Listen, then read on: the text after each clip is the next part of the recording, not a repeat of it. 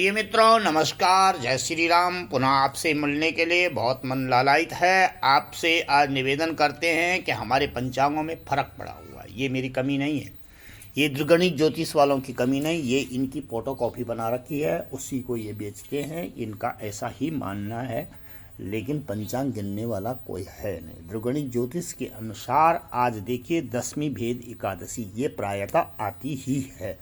10वीं भेद एकादशी में भी कोई चर्चा नहीं है। एकादशी कल कम घड़ी तक है, एकादशी है कल मात्र 12 घड़ी, क्योंकि एकादशी 10 घड़ी के बाद मिल गई। यानी कितने घंटे के बाद मिली है एकादशी?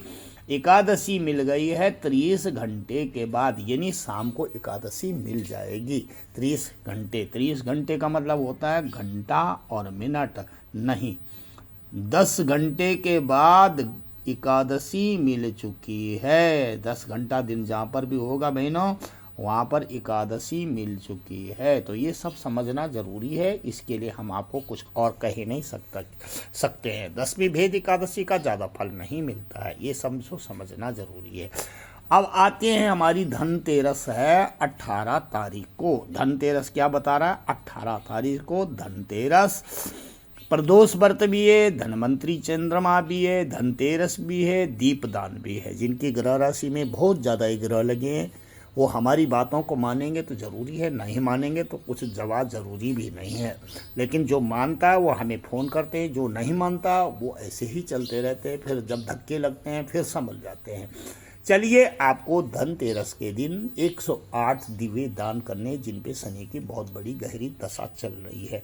जिनका व्यापार नहीं चलता है वो भी समझ लीजिए कि धनतेरस के दिन एक दिवा लें और उस दिवे में 3 बत्ती लेनी है, 3 बत्ती बना करके डालनी है और 5 कमल गट्ठे उस दीपक के आगे पीछे रखने हैं। 5 कमल गट्ठे उस दीपक के आगे पीछे रखने हैं।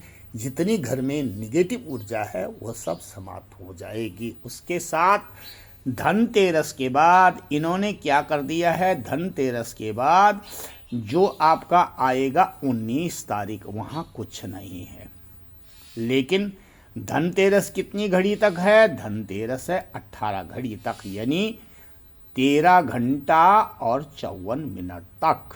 अब जो बीच का समय बचता है, क्योंकि नक्षत्र घलित हो रहे हैं, कलयुकाल में ये विशेषता आ गई है। नक्षत्र केवल एक सूर्य और एक चंद्रमा, एक गंगा जो अपनी स्थिर भाव से बह रही है। आदमी की नियत में खोट आ गया है। सब आदमी नियत के खोटे नहीं है, लेकिन आदमी के मन में विचारों का अंतर आया हुआ है।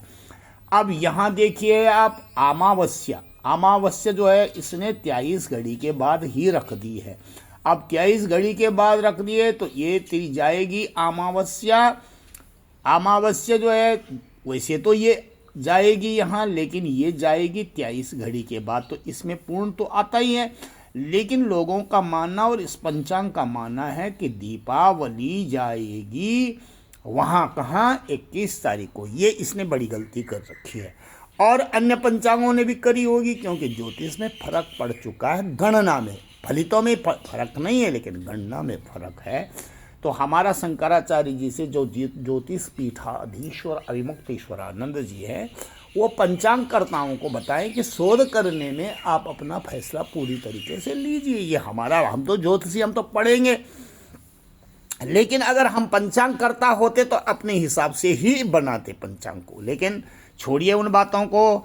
आपने करना क्या है कि दिवाली अमावस्या की रात, पूरी रात, यानी जो है 21 तारीख को अमावस्या है, देव पितृ कार्य अमावस्या।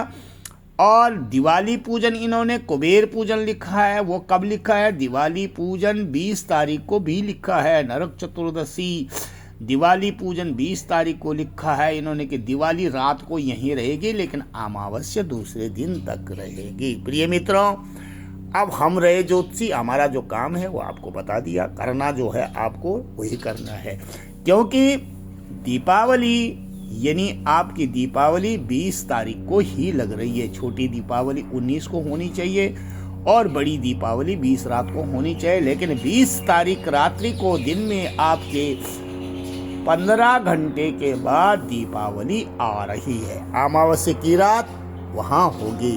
पितृकाम कार्य अमावस्या रात को नहीं होगी, दिन को होगी, ये समझना पड़ेगा। इसके लिए आप सभी को नमन, वंदन और जय श्री राम करते हुए आस्था की तरफ बढ़िए।